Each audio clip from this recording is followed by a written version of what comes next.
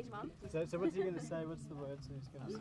¿Y ustedes qué van a hacer? Yeah, let's start rolling through it so he knows it. And one more. Otro Una más. más. ¿Y ustedes qué van a hacer? I was telling that kid to say, ¿Y ustedes qué van a hacer? Which means, what are you going to do?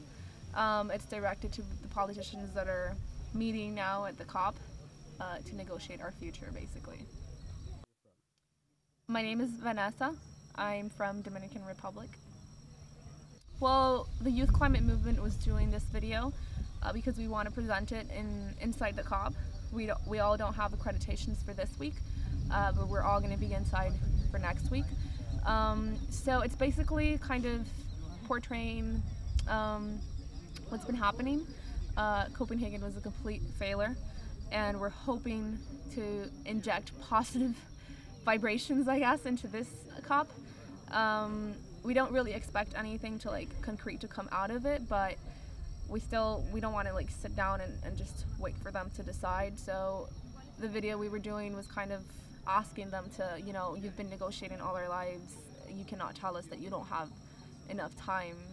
And I think it's powerful to use a little kid because I'm sure that 20-30 years from now that kid's going to be older and he's going to want to have a future for himself. He's too little now to realize what's going on, but in the future it's going to be hard. Well, back in DR in Dominican Republic, summer is hotter every year, but also more specifically our beaches are eroding. The water's coming in. We actually had to take sand from another beach and put it on another beach, like a tourist beach, because the water was just coming in. There's also this lake called Lago Enriquillo that it grew. It came out of its bed, and it displaced whole communities. It killed hundreds of crop. Our coral reefs are bleaching. I'm an eco diver with Reef Check, and last Sunday, not this Sunday, but the one before that, we went to monitor the health of the reefs, and they were all white. And our whole economy is based on tourism, and well, a lot of people depend on fish. So I think it's man-made because the science is clear, physics is clear. We can't negotiate with physics. I would tell the American people, to win them over to our side of the debate, to convince them that climate change is real, that there's a whole lot of interest from their government, from corporations, from oil companies, that they're just manipulating everything to make it seem like it's not real. They're paying people to say that it's not real. They're paying scientists to say that it's not real. And I think that they just have to research on their own the facts, because the facts are there. And just because Fox News says it's not real, it doesn't make it so. Well, my community, I think that we haven't been able to adapt to those changes and to mitigate and to find solutions to the problem, because we're a third world country and we don't have the money to tackle climate change.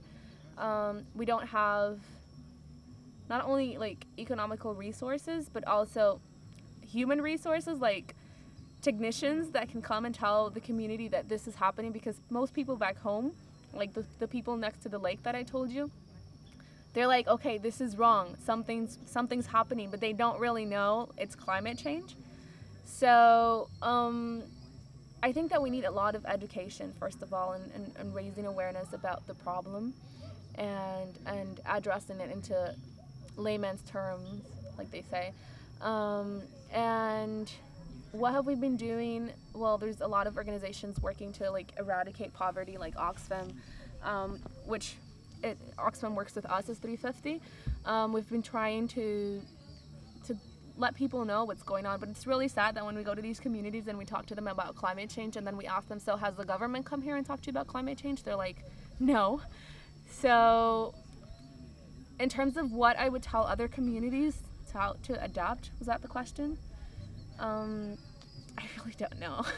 I don't have I don't have that information.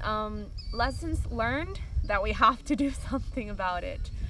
That's basically it. And just to keep pushing it, because like DR, there's this part called Samana, and it's going to become an island if sea level rises. And like I told you, we've had so many different impacts in different communities. These two storms came in 2007, Olga and Noel, and they came in completely out of season. Our hurricane season is from June to October, final September's, and these storms came in December, and they were like storms. They weren't even considered hurricanes, and they destroyed crops completely. Like a plátano, which is a plantain, like a banana, cost us like 4 times more. So climate change affects our pocket, you know, and people need to start realizing that.